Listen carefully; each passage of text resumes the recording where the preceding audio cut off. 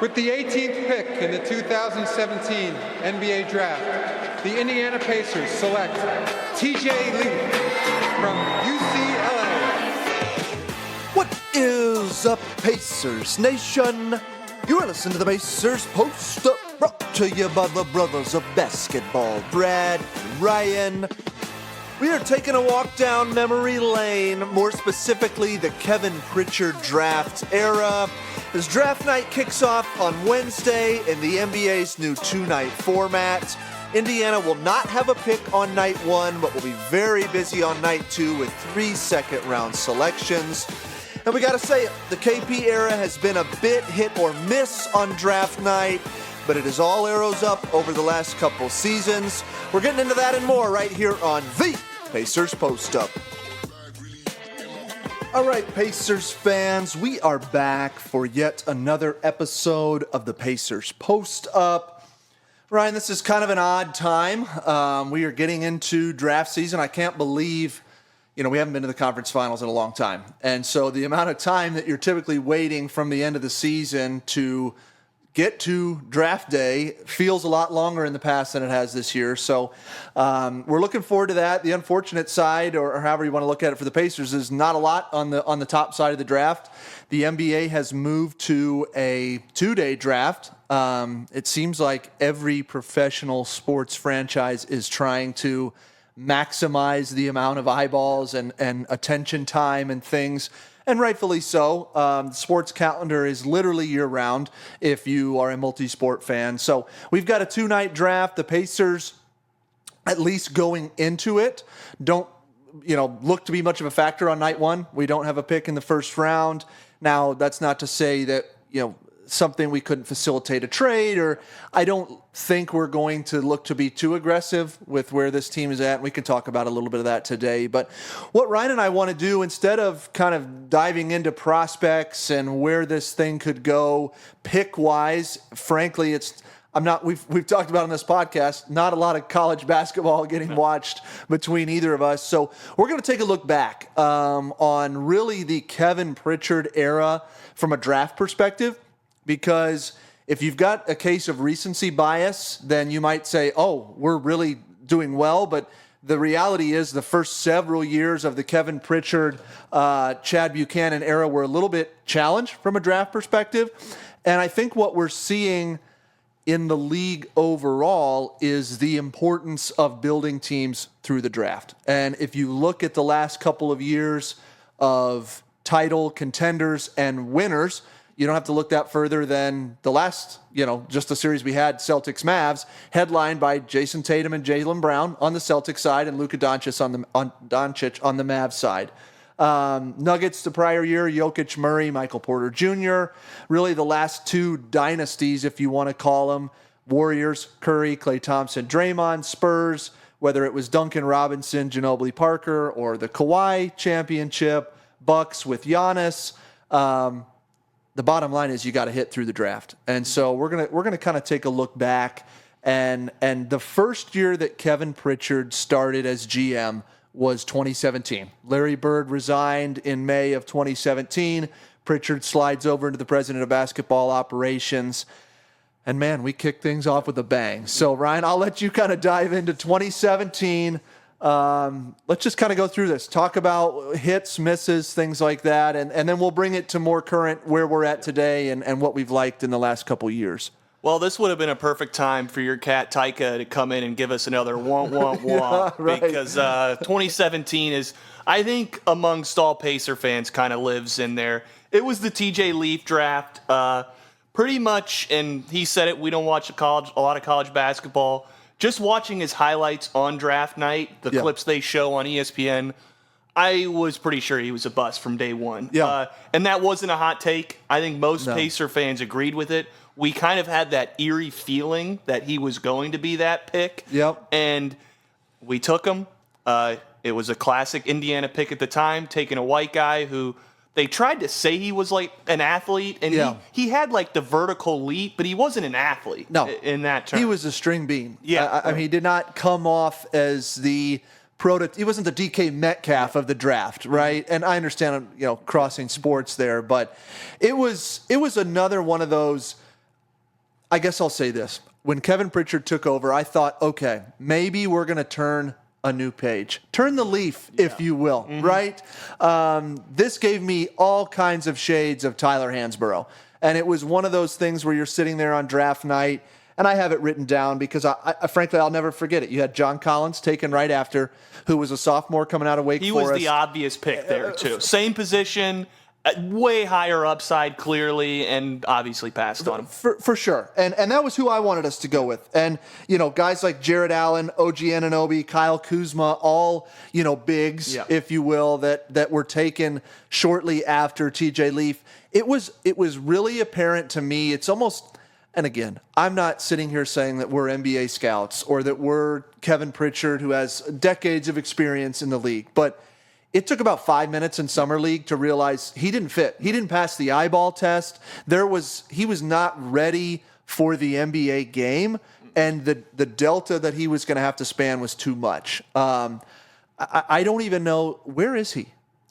He played for the China Ducks for a while. Okay. I do not know. That would have been 2 years ago because every once in a while our group chats will have TJ Leaf come up. Just funny things because wasn't he when I said he was like the only player that beat LeBron 5 times out of 5 times or something? So weird things come up. But then I also saw his stats. Like his NBA stats were like 1.5 points, 1 rebound, and 1 assist. Like his averages in the years. And at the time, it was, I say this, it was sold to us. It was billed as he is the stretch 4 of the future. And you know what?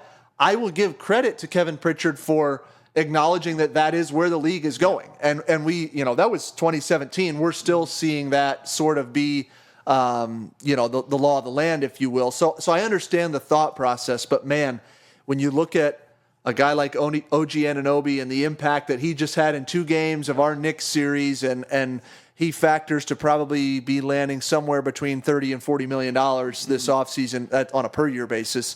A lot of missed opportunities there. And we actually, this was kind of crazy. That draft, so second round of that draft, we had 2 picks. Ike Anigbogu, who was another UCLA product, he was more of the athlete, truly. Very raw. No idea what happened to him. As I was looking in, going through some of this last night, getting the notes ready, I'm like, he didn't factor in at all. And the other one that was kind of, I guess I'll always remember it as a kind of what could have been Edmund Sumner. Out of Xavier. I thought, Sumner was kind of plagued by that ACL, and I actually saw he was playing. I'm going to forget where it was. He's still playing overseas right now, somewhere in Europe. Again, we're not going to spend too much time on each one of these drafts, but the Kevin Pritchard era could not have gotten off to a worse start from a draft capital perspective. And it's more of the same. I mean, we roll into 2018. Aaron Holiday is the first-round pick. Is he still playing for the Rockets? He was getting minutes this year. He was their backup guard for a lot of the year. I will give a little defense. That's the 23rd pick in the draft. You are starting to reach there most of the time. Yeah. It's kind of a hitting game. He showed flashes for us at least. Yeah. He wasn't on the TJ Leaf level where it was like this guy's an immediate bust. He, as you said, was not. You could tell he couldn't fit on an NBA court. But it did start this streak. He was undersized. We knew that coming in. His role was always going to be limited. He wasn't really a point guard. No. He was a shooter, a shot creator. But when you're that size, unless you are an elite scorer like, the Steph Currys, or to be that size, you have to kind of be able to facilitate an offense. And that was the thing under that Nate McMillan area where he really just never found that groove and could never read the game quite well enough to be a backup point guard, and that's ultimately why we turned to TJ McConnell, which I know did work out. And that's it's worth mentioning here. A lot of where I think we've dropped the ball from a draft perspective, from the front office perspective, I guess I should say, in drafting players, we've done so well with those type of secondary moves, whether it's bringing in a TJ McConnell, a TJ Warren. We saw it with Jalen Smith. We've seen it with Obi Toppin. We have a great way of taking flyers on these guys and trying to, catch something. And it's worked out with a lot of not in the draft, but with a lot of these acquisitions, teams that are getting rid of guys seemingly find spots on our roster. It seems like some of our scouts are just player talent guys, have a better read for those guys once they get into the NBA. Yeah. They can watch a little bit of their film, see maybe if we plug them into this role, we have a different, style we can play with them, like an Obi Toppin, like an Aaron Nesmith. Yeah. Whereas reading from the draft, it seems like they missed for a while, and we'll get to where obviously they've corrected it a bit, but missed on a lot of these guys and didn't quite, because neither of those two really had a fit in the NBA. No, both of them, I don't think, saw through their rookie contracts with us. Mm-hmm. So you move on. I will say this. The only other, just looking at other players that were on the board when we drafted Holiday, Jalen Brunson, and he was slept on by everybody. Yep. And that story is well publicized. So that's not a shot at the front office by any stretch of the imagination. But he was a second-round pick that's now obviously making waves. It's the same position, though, so I'm sure at that time you're looking at both those players and only drafted 10 picks apart. But, yeah, I'm with you. The next year, 2019, Goga, who's still in the league, but... This was more frustrating to me than the Aaron Holiday piece. Now, you can argue who has more talent or whatever, but we were talking before this. This pick never made any sense. This was in the Turbonis era, right in the middle of it, really, where we're trying to figure out, can these guys play together, where they were kind of starting together, but they were staggering that center minute role. And so when we took them, again, another classic Indiana pick, taking the big white guy, but it was another really frustrating pick because you look at it and we have these two centers who are centerpieces on our team going forward under contract basically through his whole rookie deal. Yeah. And there was no role for him. Where was he supposed to be? Why? I know there's a little bit of take the best talent, but at some point you have to evaluate fit. Yeah. Just a little bit. Especially, now if you're picking like 1, 2, 3, 4, you go with, if there's a superstar, you'll make it work. But it was pick 18, and we needed other things at that time. This is when wings, really were a big deal, and we could have used a few more at the time, and I just never understood that one. Well, and the thing was that I remember Pritchard's press conference. His words to the fans were, you don't pass on a guy that's ready to play in the NBA today. And to your point, there was nowhere for him to play. We were trying to figure out the Domas Miles fit as it was, and one of those two was exiting the game early and trying to stagger minutes, even though they were starters and what have you. That pick never made sense. Now Goga, to his credit, has carved out a little bit of a role. He plays for the Orlando Magic now, and he was always intriguing. He can stretch the floor a little bit, but again, not really. He's not wowing you in any sort of, in terms of where he is at in his career. I will always remember Goga. We had a running joke that Goga was good play Goga, bad play Goga, where he would make him a good play, then get overconfident, make a dumb play. And the pinnacle of this that I thought was funny is, if you remember during, it might have been 2 or 3 years ago, Goga comes down, misses a defensive assignment. Coach Foster starts yelling at him from the bench.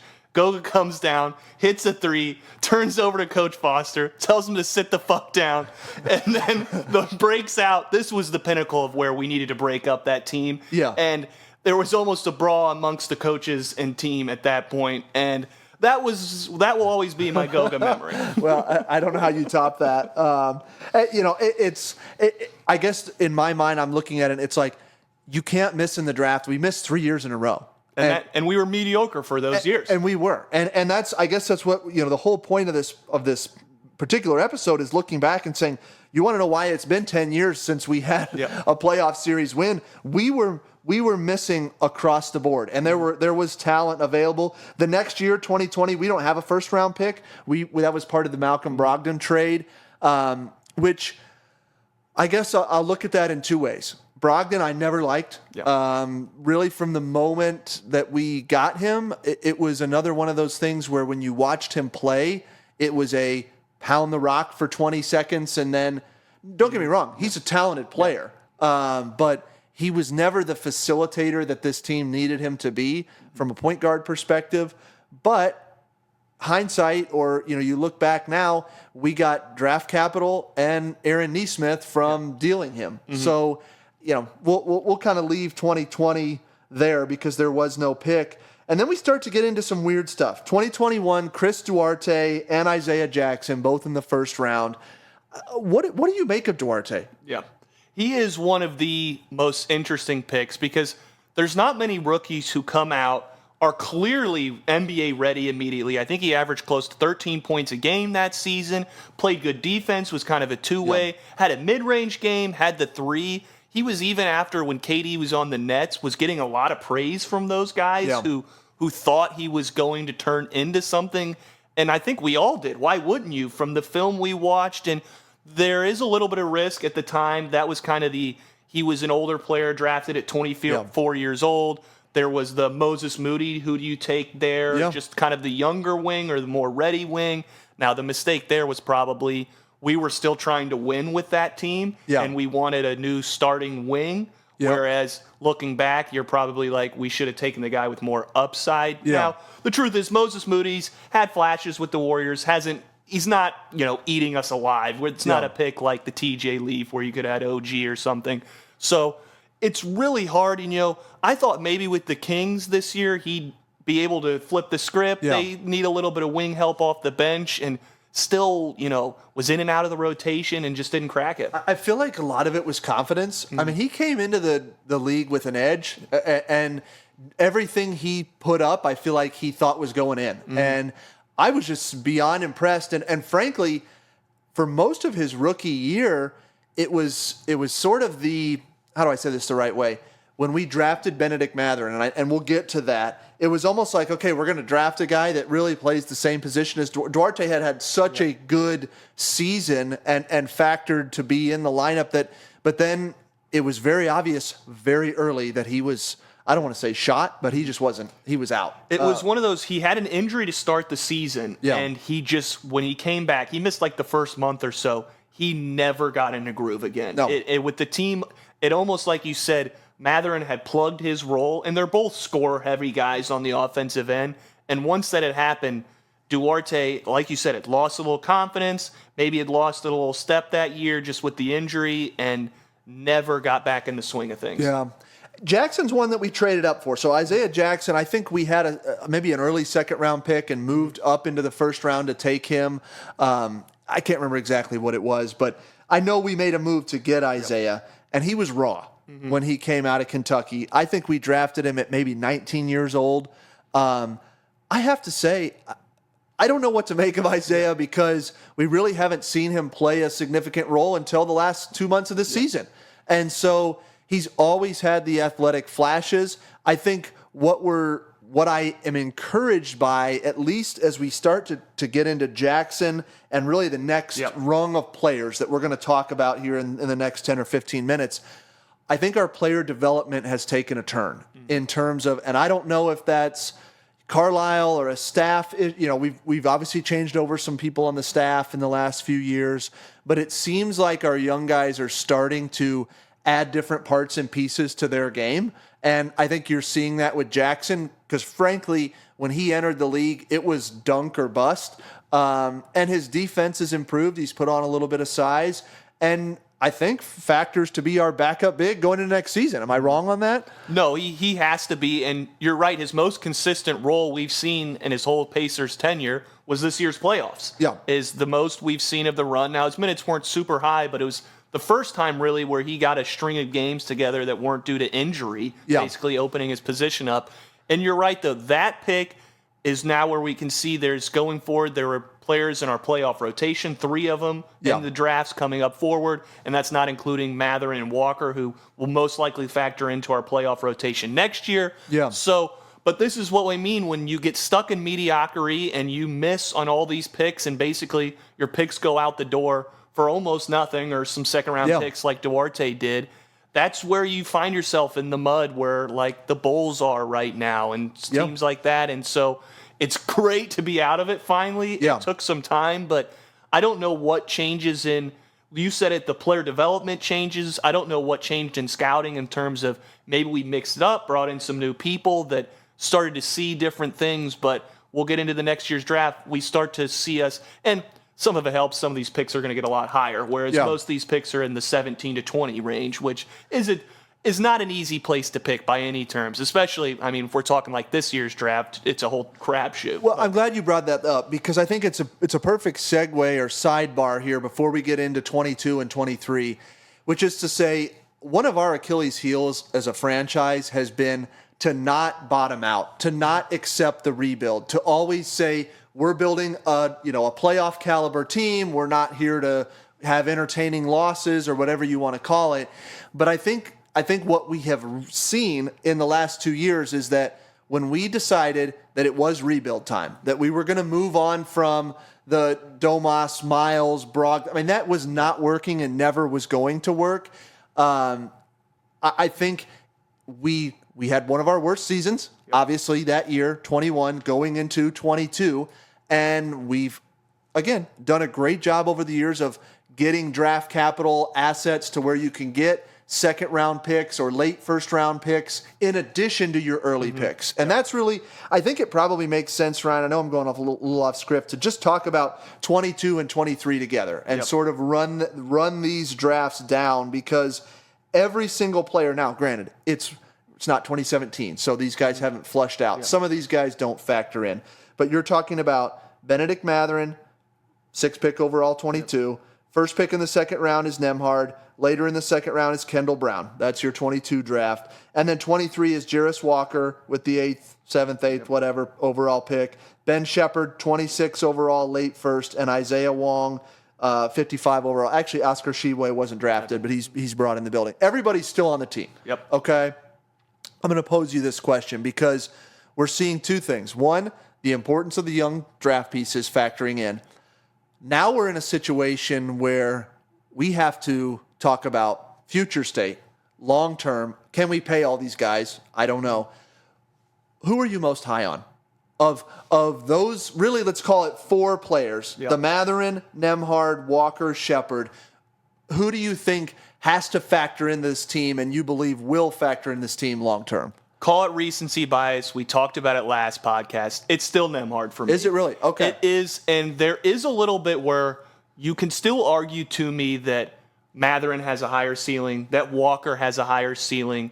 I think we've seen that Nembhard's floor is higher than either of those players right now in terms of if this is all we're going to get from him, he's still going to be a rotation guy, if not maybe a low-level, mid-level starter. And I am a believer in his fit next to Tyrese, maybe even more than most. I still think his defense, he's going to be a little undersized guarding some of those twos, just depending on how the Tyrese matchup works. But that pick has been, since he's gotten in the building, he just makes the right reads. He knows how to play with this team. He has really shown this flash, and this is where his high upside is, whereas his scoring could get up to that 15-point range where we saw in the playoffs. But I think his playmaking is the one where, being next to Tyrese, we might not get to see all those flashes where even as he gets to grow, and maybe he runs a little bit more at the second unit depending on how the McConnell thing shakes out over the next couple years. I just love his upside. And so, would you agree with that, or would you take somebody else? It's Are you going to say Sheppard? No, I'm not going to go. No, I love Benny, but I'm not going to go Ben Sheppard. Although I do think, here's what I love about Sheppard, and I will sidebar for 30 seconds. I think Sheppard can factor in long-term because you're not going to have to pay him as much. Sheppard, we've said it a million times, system player. Not saying he doesn't have upside, but it's nowhere near the other 3, in my opinion. I think he doesn't have potential to be like an all-star or something. Correct. And I think he is. I think we should absolutely factor him in long-term as a role player. And not saying he couldn't even start, but I think the ceiling is only so high. I love your take, and if I wanted to lean into recency bias, I would say Nembhard. I'm going to go Jarace Walker. And the reason I say that, maybe it's just shiny new toy. There's still so much we haven't seen. Wild card, because he wasn't on the floor a ton, but the physical tools I think are there from. I just love the feel. I think our team, where we talked about so much this season, the ball sticking, when we weren't, people playing out of character, doing things that they, Obi in the playoffs, dribbling. I mean, they're just certain things that I think Walker, you've said it, connector piece, can do a lot of those things. And I feel like the way our team is going to play, the unselfishness, the freedom that we play with in our offense, and then the ability to turn around and do it on the other end. I'm going to say Walker just because of some of the unknown and that ceiling. Where does that leave us with Mathurin? Yeah. Because you had this conversation 12 months ago, and we're sitting here thinking Ben Mathurin could be an all-star. So what do we make of Ben and where he's at? Because we're not going to be able to, if Nembhard continues on the trajectory he's on, and let's say Jarace does pop, what do you do with Ben? Yeah, it's tough, and we've said this a few times on the podcast. If there was one guy I would predict for that consolidation trade right now, like gun to head, who do I have to choose on this team? And it's because of that fit issue, I would say Mathurin might be a part of that. Because I could see his value being pretty high amongst other teams in the league still, who could plug him into a starting 2 or 3 role and have him be one of their 2 to 3 best scorers on the team and hunt buckets and get to the line. But you're right. When these guys' contracts all come up, and who knows, Nembhard could still get that extension, and who knows, we still got time on Walker. But, yeah, it's going to be really interesting to see where he goes. And I hope I'm wrong with that. I mean, it's fun to cheer for all these guys. And like I said, I liked what Mathurin, and I don't really usually care what players say in, exit interviews and such, but he seemed to be a little bit more, lack of a better term, jolly almost, where I've always made fun of him because I just think he's kind of weird when you see him in clips and just how he portrays himself. So there is still a lot of hope, a lot of upside with him.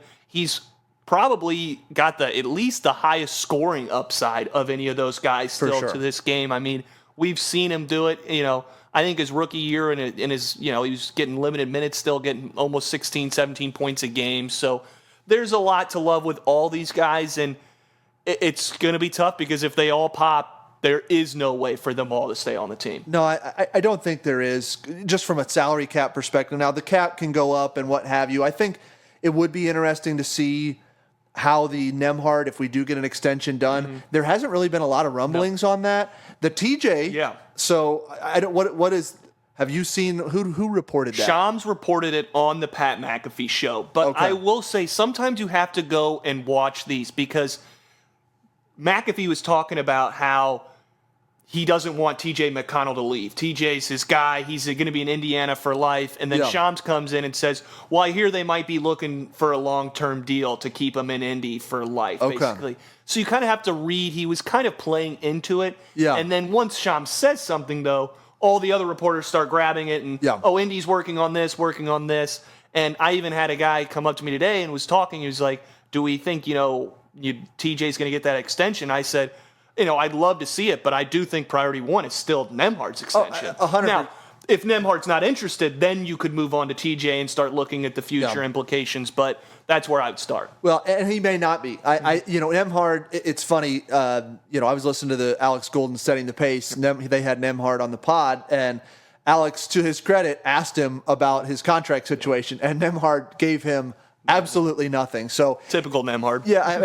He's not a great soundbite, but who cares about it? He doesn't want to be. Yeah, he doesn't want to be, and he doesn't need to be. I don't give a shit about sound bites, the way he's playing. It'll be interesting. I do think Nembhard takes the priority. TJ, obviously, I'd love to see him stay here, but you can't do that to and limit your flexibility for all these different guys that we're talking about. I guess as we kind of look forward to the draft, do you see any scenario? You brought this up in the context of Ben, and I'm just going to say whether it's Nembhard, Mathurin, Walker, really those 3. Do you see any scenario where we make a consolidation move now? Is there something that could come across our plate on draft night or in the next couple of weeks as teams start jockeying that we move off of one of these players before their stock has an opportunity to go down? I would be, and I think most Indiana fans, I'd be very shocked if any of those 3 names, 4 names, whoever you want to include in that kind of young consolidation. I don't see it. I think Indy's still high on all of them. Wants to see, and just because one fit this year doesn't mean, it might switch. You can't move off Jarace right now, even though you haven't seen him. He's a prototypical guy you want in that wing with size who can shoot, play both ends. You can't move off of Nembhard after watching what he just did in the playoffs. And with Mathurin, he's coming off of surgery, and there's still so much upside. So, never say never if the home run deal comes available. But the way this draft is working, you're going to see a lot of rumors the next couple days of, the Lakers want to move their pick for win now talent, and the Suns want to do it. Yeah. And the truth is, most of these times, these trades don't come through. And especially in a draft like this, who wants to trade win now assets for the 25th pick in a bad draft? Yeah, and that's, we're having a draft preview episode. We haven't talked a lick about the draft. That really is the narrative. It's a really an underwhelming level of talent, if you will. There's no, Victor Wembanyama or even Chet Holmgren or something to that effect. Now, there are a lot of bigs, which I find interesting just because the league is starving for wings. And so it's just that dynamic is a little, we'll see how it all plays out. Did you see the PG stuff with New York? Yes. I didn't see any reporting. I saw a brief hit on it. So if you know much about it, I'll let you take it. Well, it was Brian Windhorst reporting basically that the Knicks, if Paul George opts into his contract and requests a trade, and that's really the most likely scenario, it's sounding like, where PG gets out of the Clippers, of LA. He's not coming to Indiana. We've already touched on that plenty on this show, but there was rumors of the Knicks maybe angling. I don't know if that involves an OG Anunoby sign and trade, or I don't know how they make that work. I know the Knicks have more cap space certainly than we do. They probably have some of the most in the league, but it's going to be interesting. The offseason has begun, but it hasn't really begun because you're not seeing all the action aside from the Siakam move's really the only thing that's been official right now. So, one other today. Okay. Scotty Barnes. Okay. I saw he did it was like a 5-year, I want to say $275 million contract, which, listen, it's not that I don't like Scotty Barnes, and I get that you have to pay, but Toronto's a little bit weird to me. They lose Kawhi, they let Van Vliet go for basically nothing, then they ship out OG. I heard Quickly might be looking to explore free agency, and frankly, I thought they got hosed in the Siakam deal. What we gave, we should probably talk about why we don't have draft capital and why I don't think it matters at all. No. So, we give up the 3 picks. 2 of them were this year. Yep. And it's a bad draft. And we're sitting here talking about Bennedict Mathurin, Andrew Nembhard, Jarace Walker, Ben Sheppard, among others. There was no fit for these guys anyways. So I just think, that Siakam deal is going to come off. And we haven't had a chance to talk about it. You were right. 4 years, $190 million. Could we have done any better? No, I don't see you bring in, like you said, most of the draft equity is gone after this year. You get an all-star, a guy who's won a championship. You get him on a quote-unquote team-friendly deal, not having to pay that 5th year, and with the way we've talked about this, so listen to our last podcast about how the cap increases, so this deal gets friendlier as the time goes on. It starts at 30% of the cap, and by the end of it, it'll be closer to like 26, 25% of the cap. So it worked out, and at the time, there was that overreaction. 3 first-round picks in Bruce Brown, and it's like, okay, we don't need these 2. The only other one's going to be in 2026, which, assuming the way we're on our trajectory, is going to be in the 20s and hopefully the late 20s. Yeah. And for a guy who's fit and likes Indiana, is now locked in for the next 4 years, A-plus trade. And you hit on it. Late 20s, even, listen, pick 18, TJ Leaf. 23, Aaron Holiday. 18, Goga Batadze. We're not talking about home runs here. Now, granted, there were other players left on the board, and we can cry about that all we want, and I still will at some point in time, particularly the Leaf one, but we did not give up a lot in that trade, and it'll be interesting. It's always, I think back to the George Hill, Kawhi Leonard, right? Because everybody at the time thought, great trade, right? It was, Kawhi wasn't thought of as that high. He wasn't that highly touted. He got picked, I think it was 15 overall. Nobody saw all NBA, Hall of Fame level talent. coming in. So it's just interesting to kind of put all of it into context. Tomorrow night, it'll be, I guess when you guys are listening to this, it'll be tomorrow night. Wednesday night, Pacers don't have anything. No. So whether, we've all often been that third team that'll facilitate trades and help other teams make the money work. But then Thursday, we will have 3 picks. 36th overall, that was the Toronto, I believe, a pick, and then 49 and 50. It'll be interesting. Most of the time when it comes to second rounders, frankly, I'm in bed and I find out about them in the morning and it's, kind of whatever. But maybe we find lightning in a bottle. Is there anybody on your radar from a draft perspective that you're even thinking about or interested in where they land? Potentially, whether it's Pacers or otherwise. It'll be fun to see where Edey goes. I think that's kind of the one in Indiana. And I'll actually pose you a question I was thinking of on the way over here. His draft stock last year was most likely going to be second round. That's why he opted back in. This draft, it seems like it's rising. Yeah. So I don't know if they have this on DraftKings or FanDuel. I know they sometimes do like player and how high they'll get drafted.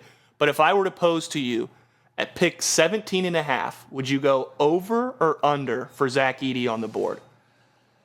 I've heard as low as 15. Yeah. I've heard, that borderline lottery. I've heard as low as 9. Have you really? Yeah. Oh my God. I can't remember who said that. I think Memphis was at 9, and they're looking at bigs. And if like Klingon and them are all gone, that they're now. This isn't like reporting. This was just somebody. I can't remember. I think it was Ryan Russillo had a guy. I can't remember his name. It's speculative, and that's okay. I would have to go over.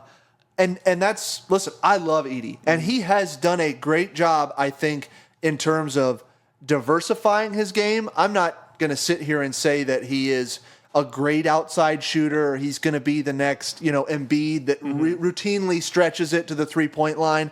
My biggest concern for him is just the pace of play. Put him on the Pacers. There's no chance that works stylistically. And I don't know if listen, I know Jokic, Embiid, and others that are the traditional bigs, if you will. I think it's got to be over, but I do think he will find a role. I think he will find a role on a team. He kind of reminds me a little bit, totally different type of player, but a very similar scenario with Trace Jackson-Davis going to the Warriors. If the right team takes him and there's a fit, I could see him getting meaningful minutes and carving out a nice career for himself. He's obviously a hard worker. He's ginormous.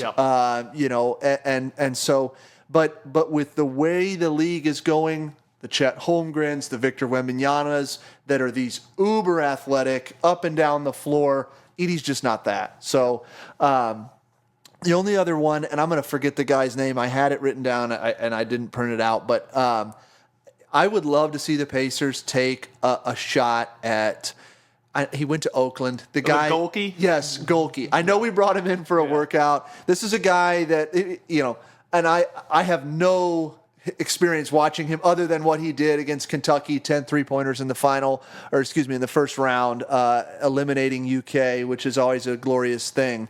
But this is a guy that had like 8 2-point attempts his entire season or college career. I think that would be kind of fun. And frankly, we've talked about we need a movement shooter. I mean, we're not going to re-sign Doug, and nobody, Kendall Brown, Isaiah Wong, Shibwe, all these other guys that may factor to be on the roster are not really going to fit that mold. So, listen, you got a 49 and 50 overall pick. Why not take a shot? So he would be really entertaining, and that would be fun. I don't really have any opinions. There's a UCLA big that we worked out, and the only reason to bring it is we saw some reporting recently that Jalen Smith might be opting out of that deal, which makes a lot of sense. And if he walks, there's room for maybe a third big that you could bring in a young guy. And I'm going to not pronounce his name right, but Adam Bonya. I saw him. It's funny you say that. I watched some of his highlights. Doesn't look like he can stretch the floor much, but can move well. Reads, that's kind of his thing. He's a good passer for a big man, can play fast. So for a late second, I would take a flyer on a guy like that. I saw his interview, and he talked about how he felt like he could thrive in an up-tempo, free-flowing type of offense. So, listen, I don't want to go any further there because I'm not going to pretend I'm somebody that I'm not. I'm not a draft expert. We really just wanted to kind of go refresh everybody's memory, if you will, that frankly, we haven't been a great drafting team. Yep. We just have not, and this front office has done a lot of other things really well. It has not been our forte, but we now see the fruit of that loom, if you will. I mean, we are seeing that fruit bear because you're able to spend money on guys like Halliburton, Turner, Siakam, and you're not doing what I think we'll end with this because we talked about it sort of pre-show. We are seeing the importance of the draft and really somewhat of a sunsetting on the super team era. Mm-hmm. The way the cap has gone, it makes it very challenging for teams to have 3 max level superstars, if you will. The closest thing to it right now is probably the Phoenix Suns, who have largely gutted their roster to get to a Bradley Beal, Devin Booker, Kevin Durant, super team, which is not really a super team, in my opinion. So this is, we're going to have to develop these young assets. It's going to be very interesting to kind of the context and conversation we had. Who's on this team in the next 2, 3, 4 years? Because you're going to have to make a move before some of these rookie scale deals get done. It'll be interesting. So I hope you guys enjoyed this. I know it was a little bit off cadence, from a true draft preview perspective. Ryan, anything else that you're looking forward to before Wednesday, Thursday? Yeah, I'll leave you with 2 things. We might be the only podcast in the country that did a draft preview and didn't name a certain somebody's son throughout the whole thing, which I enjoy.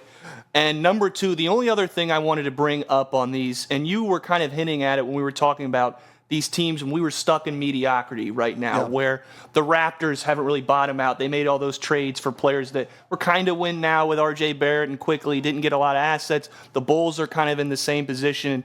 We give a lot of slack when we were going through that to Kevin Pritchard, missing draft picks. But I do think one other thing that needed to be brought up, it's not always them.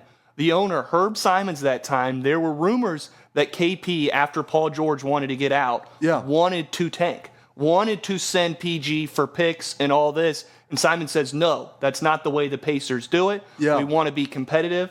Now, he ends up pulling shit out of his ass and making a pretty damn good trade with PG and pulling out guys who did end up winning now. But you see what finally it sounded like when they brought in Rick, they were able to change that. They were able to change his mindset and show him the plan. And they've talked about this openly and how they were able to change his mindset. So maybe they wanted to do this earlier. So there's, and I don't want to say blame because we're in such a good spot now and it's so much fun to be a Pacer fan. But that, 5-6 year stretch where we kind of had our feet in the mud, it's top down. Yeah. Owners have a lot more influence on the league than we think. We've talked about the Suns where the trade for KD they made was an owner trade. Yeah. That was, and they sent everything they had. Yeah. Cam Johnson, Mikal Bridges, and every pick they could possibly give, and every swap was in that deal. So it's top down, and that's not to not credit Herb. He's been a great owner. The only real beef I really have with him is not going into the luxury, but he's always said he would if we had a championship team. So maybe and you brought up that apron, the changing in the apron, and how it's not quite as penal in the first apron. That's going to be very interesting, particularly as we start talking about these extensions.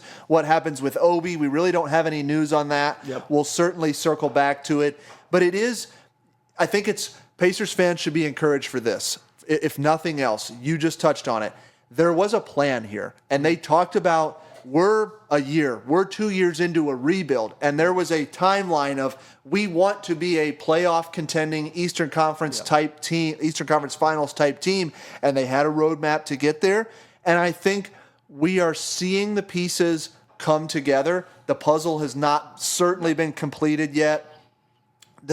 Frankly, the Jarace Walker, Ben Mathurin, those 2 pieces are so important. One of those guys has to pop. They just do. Because we've seen Nembhard do it, And it'll be interesting to see. I agree with you. I'm not expecting fireworks in the next couple of days from Indiana. I think it's going to be a quiet summer. I'd actually expect there's a good chance I bet we sell one of our picks for just straight cash. Yeah. That happens a lot in the late second, which it's kind of a bummer if you look at it from a fan perspective, but we don't even have room unless we move two-way guys or whatever to bring in three guys. Yeah, there's just not the roster spot. So we'll keep an eye on all of it. If something does happen, we'll certainly come at you. We're getting, once we get on the other side of the draft, we're a week away from Team USA camp starting on July 6th, so we'll be paying attention to that. We really want to come at you with some Fever content. We appreciate, I should say, everybody that participated in the ticket giveaway. We'll probably do another one of those here soon. That's been a lot of fun. Unfortunately, as we're recording this, they blew a game yesterday, the Chicago Sky. Angel Reese was phenomenal, but the Fever had a 15-point lead on the road and ended up losing that game by 1. But before that, it was a 4-game win streak. So we'll integrate some of that stuff in and certainly do a draft recap if anything crazy does go down. As always, appreciate you guys listening. We'll check in soon.